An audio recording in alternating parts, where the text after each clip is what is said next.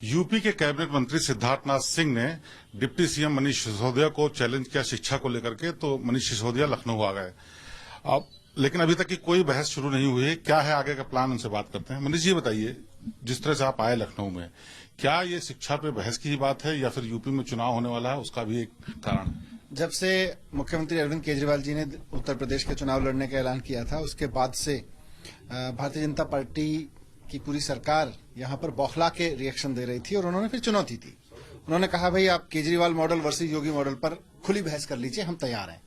तो हमने कहा हम भी तैयार हैं, आइए उत्तर प्रदेश में दिखाइए, हम आपको दिखाते हैं दिल्ली में कितने अच्छे स्कूल बनाए हैं, कितने अच्छे अस्पताल बनाए हैं, कैसे युवाओं के लिए काम हुआ है, बिजली कितने लोगों को सस्ती मिल रही है, फ्री मिल रही है, पानी कैसे मिल रहा है लोगों को, 24 घंटे बिजली आ रही है। तो हमने कहा हम दिल्ली का मॉडल दिखाते हैं, आप उत्तर प्रदेश में बताइए कि 5 साल में आपने 4 साल में कितने स्कूल ठीक किए हैं, उनमें कितनी पढ़ाई हुई है, उनमें क्या रिजल्ट आए हैं। तो उस पर बहस करने के लिए आज मैं लखनऊ में हूं। उन्होंने तो कोई समय दिया नहीं मेरे बार बार रिक्वेस्ट के बावजूद, तो अब मैंने उनसे रिक्वेस्ट किया है खुलेआम कि आप 1 बजे गांधी भवन आइए, वहां पे चर्चा करते हैं। क्या आपको लगता है कि जो सरकार के मंत्री हैं उन्होंने बोलने के लिए बोल दिया, बहस एक्चुअल में करना नहीं चाहते? नहीं, फिर ऐसे नहीं बोलना चाहिए, वो जिम्मेदार हैं। अगर उनको भरोसा है कि योगी मॉडल ने कुछ काम किया है तो बोलना चाहिए, और मुझे भरोसा है केजरीवाल जी ने काम किया है।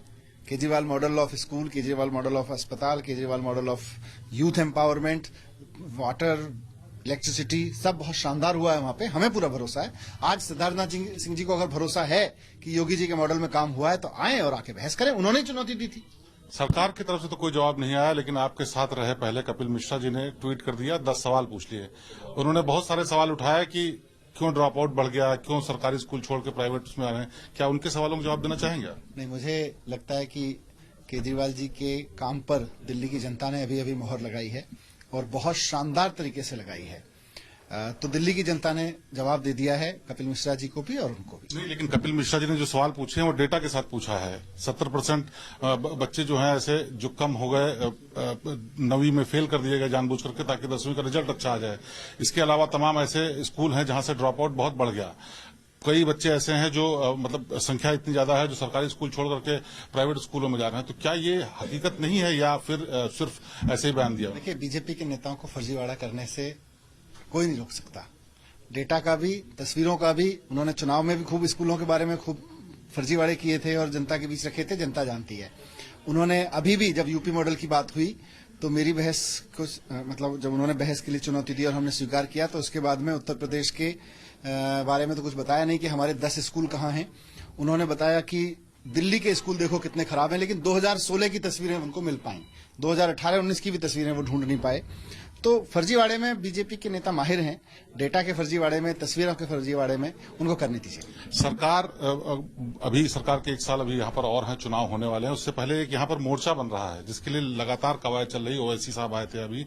क्या आम आदमी पार्टी किसी तरीके का उनसे समझौता करने जा रही है? आज मैं यहाँ सिद्धार्थनाथ सिंह जी के निमंत्रण पर, उनके आह्वान पर, उनसे खुली बहस जो उन्होंने चुनौती दी थी उसके लिए आया हूँ। आगे की राजनीति पे आपसे आगे बात करेंगे। संजय सिंह जी भी बहुत दिन से यहाँ पर एक्टिव हैं, आप आ गए अचानक से चुनाव से ठीक पहले। क्या आम आदमी पार्टी का यहाँ पर क्या अभी भविष्य देखते हैं? किस तरह से, जिस तरह से आप लोग यहाँ पर कर रहे हैं, सरकार के खिलाफ आवाज उठा रहे हैं, बड़े मुद्दे उठा रहे हैं, आज बहस के लिए आ गए, क्या देखते हैं भविष्य आने वाले उसमें भी? उत्तर प्रदेश के लोग इंतजार कर रहे हैं 70 साल से कि भाई कोई एक सरकार आए जो उनके सरकारी स्कूल पे काम करे, कोई एक सरकार आए जो उनके लिए सरकारी अस्पताल अच्छे कराए, बिजली सस्ती दे, फ्री में बिजली दे, पानी दे, रोजगार दे, किसानों के लिए कुछ करे। एक ऐसी सरकार आए जो केवल जुमले और फर्जीवाड़े और फोटोशॉप पे काम ना करे, बल्कि जमीन पे काम करे, लोगों की जिंदगी में बदलाव लाए।